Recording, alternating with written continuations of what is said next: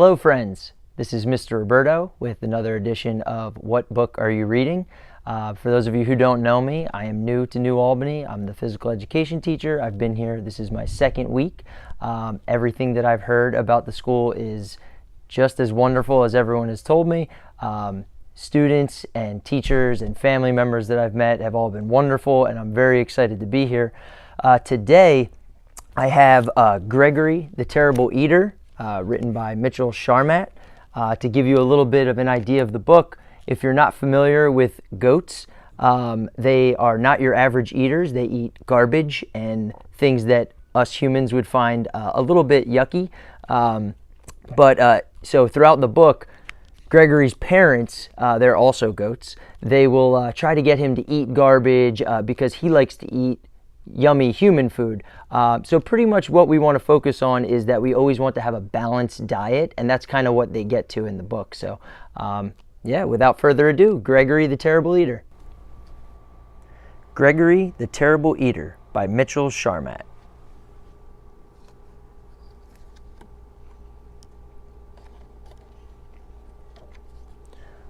Once there was a goat named Gregory. Gregory liked to jump from rock to rock, kick his legs into the air, and butt his head against walls. "I'm an average goat," said Gregory. But Gregory was not an average goat. Gregory was a terrible eater. Every time he sat down to eat with his mother and father, he knew he was in for trouble.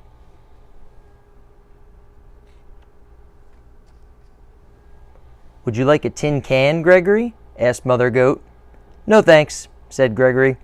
"How about a nice box, a piece of rug, and a bottle cap?" asked Father Goat.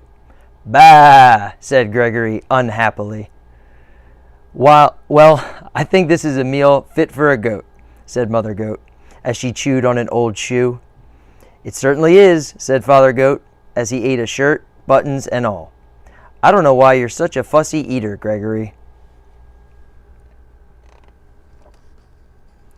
"I'm not fussy," said Gregory. "I just want fruits, vegetables, eggs, fish, bread, and butter. Good stuff, like that." Mother Goat stopped eating the shoe. "Now what kind of food is that, Gregory?" she said. "It's what I like," said Gregory. "It's revolting," said Father Goat. He wiped his mouth with his napkin.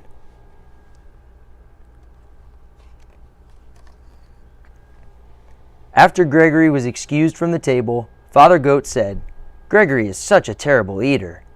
"I wonder what's wrong with him," said Mother Goat. Mother and Father Goat ate their evening newspaper in silence.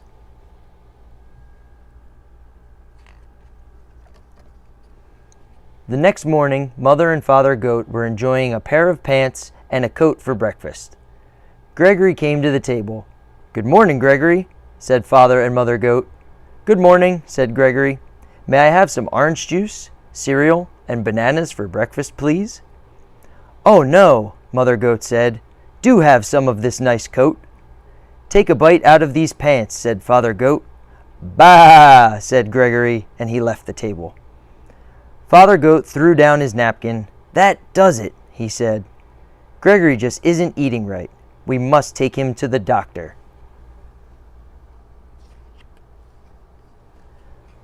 Father and Mother Goat took Gregory to the doctor.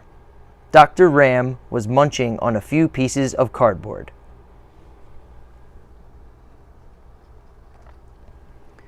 "What seems to be the trouble?" he asked.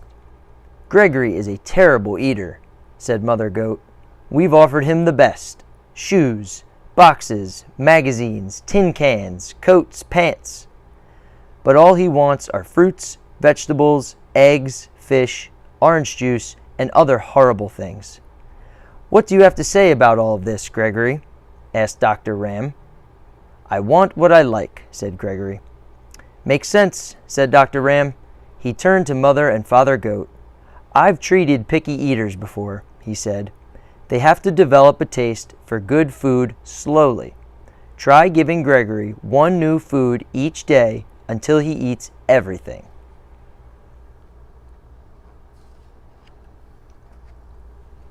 That night for dinner, Mother Goat gave Gregory spaghetti and a shoelace in tomato sauce. "Not too bad," said Gregory. The next day, she gave him string beans and a rubber heel cut into small pieces. "The meal was good and rubbery," said Gregory. The day after that, Mother Goat said, "We have your favorite today, vegetable soup. But there is one condition. You also have to eat the can." "Okay," said Gregory. "What's for dessert?" "Ice cream," said Father Goat, "but you have to eat the box too." "Yummy," said Gregory. "I'm proud of you," said Father Goat. "You're beginning to eat like a goat." "I'm learning to like everything," said Gregory. One evening, Father Goat asked, "Has anyone seen my striped necktie?" "Not since breakfast," said Mother Goat. "Come to think of it, I haven't seen my sewing basket today. I left it in the living room after supper last night." Father Goat turned to Gregory. "Gregory, have you been eating between meals?" "Yes," said Gregory. "I can't help it. Now I like everything." "Well," said Mother Goat, "it's all right to eat like a goat, but you shouldn't eat like a pig." "Oh," said Gregory. After Gregory went to bed, Mother Goat said, "I'm afraid Gregory will eat my clothes hamper." "Yes, and then my toolkit will be next," said Father Goat. "He's eating too much. We'll have to do something about it." The next evening, just before supper, Mother and Father Goat went to the town dump.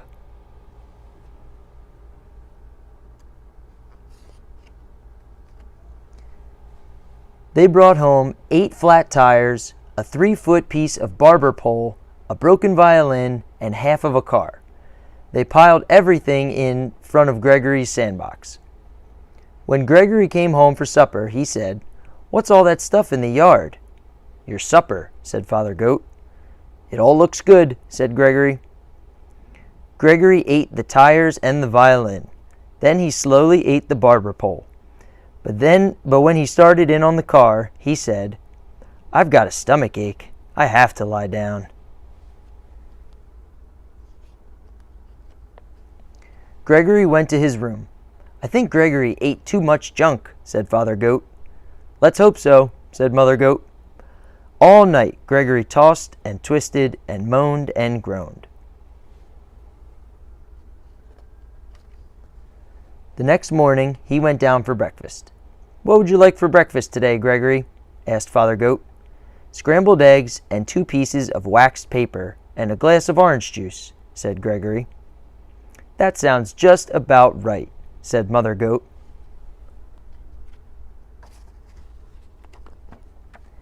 And it was. The end.